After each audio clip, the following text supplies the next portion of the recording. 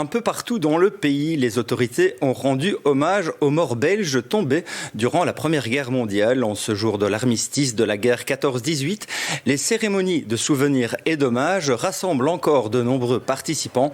Exemple à Charleroi et à Montigny-le-Tilleul dans ce reportage long format de Christophe Banton, Marc Boucheret et Michel Van de Velde.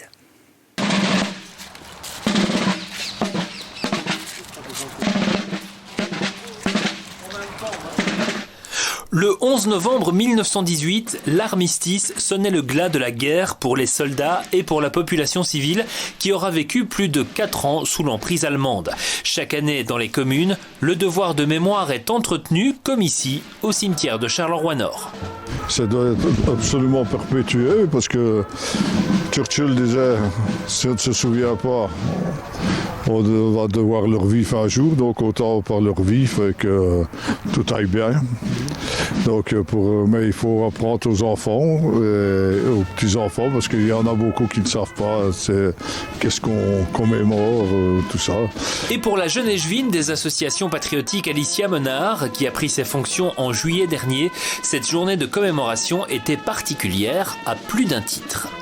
Oui, c'est le premier 11 novembre en tant qu'échevine et donc c'est vraiment un honneur d'être là et voilà, je le dis à chaque fois, mais le devoir de mémoire est quelque chose d'essentiel pour moi et pour tout Charleroi, enfin pour tout le monde en fait, évidemment.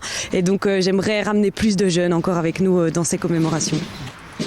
Donc, on a déjà fleuri quelques tombes de personnes qui ont été fusillés, des personnes inconnues qu'on commémore chaque année. Et là, le cortège ne fait que commencer parce qu'on a quelques monuments et quelques tombes encore à fleurir. Wow.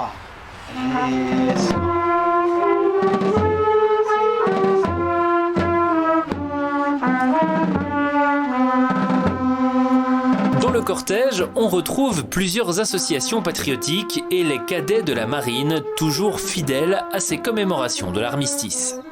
Le corps royal des cadets de marine, c'est avant tout aussi des jeunes qui sont là pour une formation nautique, une formation que l'on leur donne tout au long de l'année.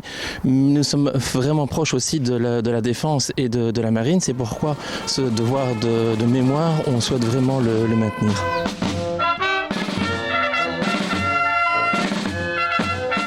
À Montigny-le-Tilleul, les différents monuments de la commune ont également été fleuris. Ici aussi, la transmission de l'histoire et le devoir de mémoire au sein de la jeune génération est important.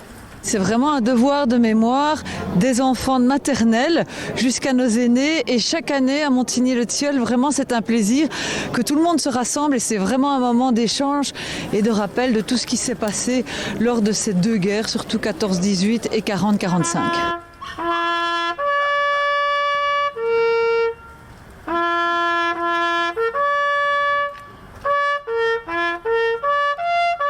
Il y a un travail qui est fait dans nos écoles pour ce travail de mémoire et on voit que les parents les accompagnent aussi, les profs sont là, les directrices sont là. 200 civils tués dans l'incendie de Louvain, 400 otages exécutés à Tamines, 200 à Andenne, 670 à Dinan. J'ai lu le discours qui montrait comment c'était pendant la guerre, ce que ça devenait et comment ils ont fait pour s'en sortir.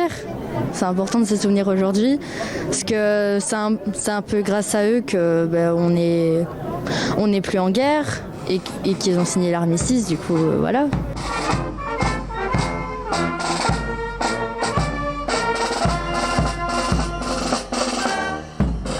Ça a d'ailleurs été très pénible pour nous l'année dernière de ne pas participer à cette cérémonie que l'on trouve fondamentale dans un orchestre qui par ailleurs est transgénérationnel et c'est une façon aussi de transmettre les valeurs.